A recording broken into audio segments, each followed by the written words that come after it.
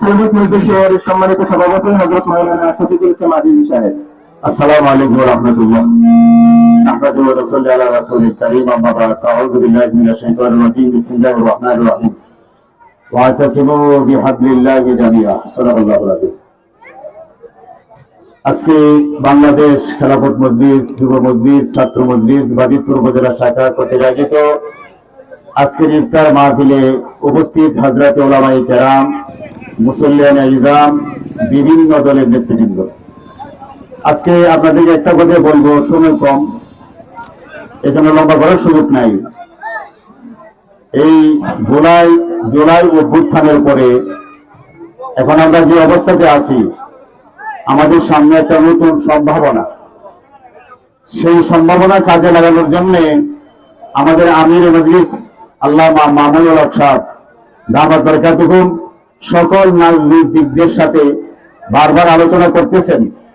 সকলে মিলে সম্মিলিতভাবে বাংলাদেশের জন্য একটা সমৃদ্ধি, সুন্দর, শান্তিময় বাংলাদেশ গড়া যায়, এই জন্য চেষ্টা চালিয়ে যাচ্ছেন।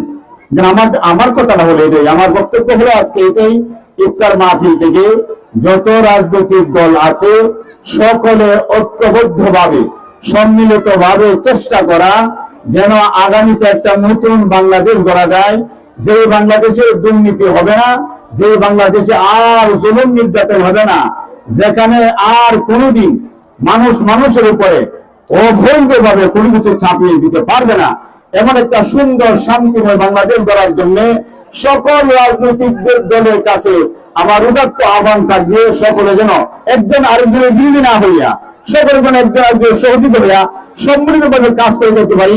আল্লাহ তৌফিক দান করুন, আমিন সুম্মা আমিন। ওয়া আখিরু দাওয়ানা আলহামদুলিল্লাহি রাব্বিল আলামিন। এখন সর্বশেষে আমাদের বাজিতপুর উলামায়ে কেরামের সকলের মাথার তাজ আমাদের উস্তাদ আল্লামা শেখুল হাদিস আব্দুল আহাদ সাহেব হুজুর দামাত বরকাতুহুম, উনি কিছু কথা বলবেন, দোয়া করবেন।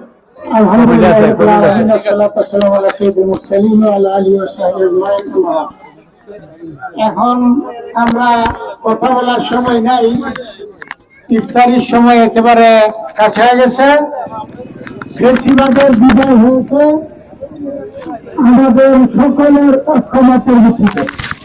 ছাত্রদের আন্দোলনে সকলে একমত হওয়ার কারণে এই ফেসিবাদ আমাদের দেশ ছেড়ে পালাইতে বাধ্য হয়েছে।